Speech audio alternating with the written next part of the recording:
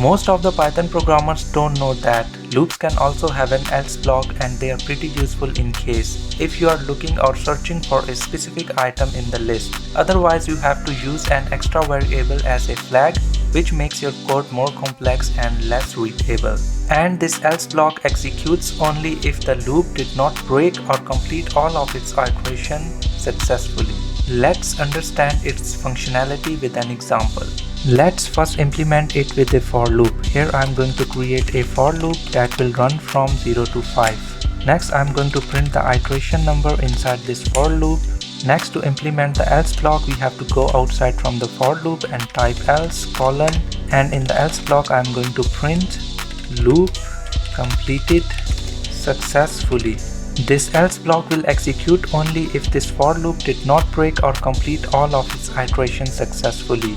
Now to test it, save your file, go inside your terminal. To run this file, type Python and the name for the file and press enter. Here in the output you can see that after completing all of its iteration, in the end it will executing the else block, loop completed successfully. Next I am going to add some condition to break out from this for loop before completing all of its iteration. If the iteration number is equal to 3, we want to break out from this for loop. Now save your file, go inside your terminal and run this file again.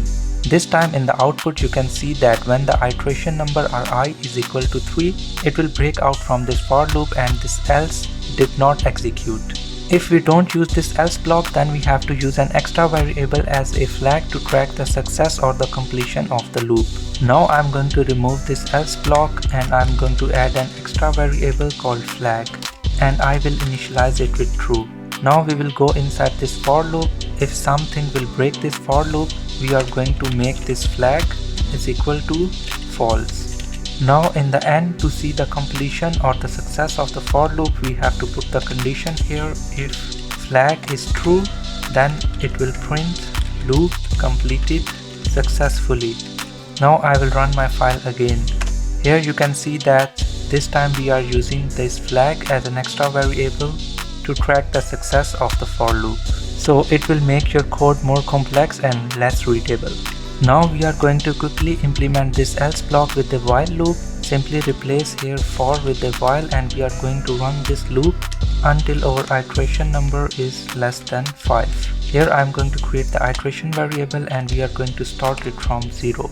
Now whenever we go through this while loop, we have to increment our iteration by 1.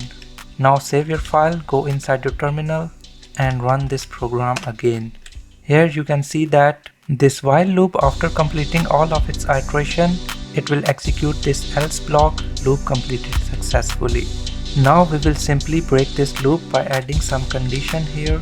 Now type break here. Save your file, go inside your terminal and run this program again. And this time you can see that this else block did not execute because we break out from this loop before its completion. Now let's quickly implement this for a real world example. For example, there are X people working in my company and I have stored their names in my company's database. Here I am going to create the list of the names of the people who are currently working in my company. For example, Josh, Axel, Jack. Now I want to search for a specific person inside this list. For this I have to create a new variable search for. For example, I am looking for Tim.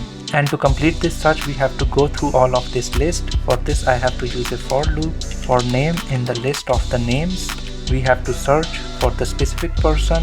If search for is equal to name, if we have found the right person, we are going to print here the person is here. After completing our search, we have to go outside from this loop, so we have to use break here. Next, we have to use the else block to see if the person is not existed in our company's database. Simply I will print here person is not existed. Now save your file, go inside your terminal and run this program. Here you can see that after completing its search, it is printing that Tim is not existed. Now I will search for Excel, and here you can see that it found Excel in the list. Excel is here and it is not executing this else block. This is it for today. If this video helped you, smash that subscribe button like it's a bug in your code. See you next time. Bye bye.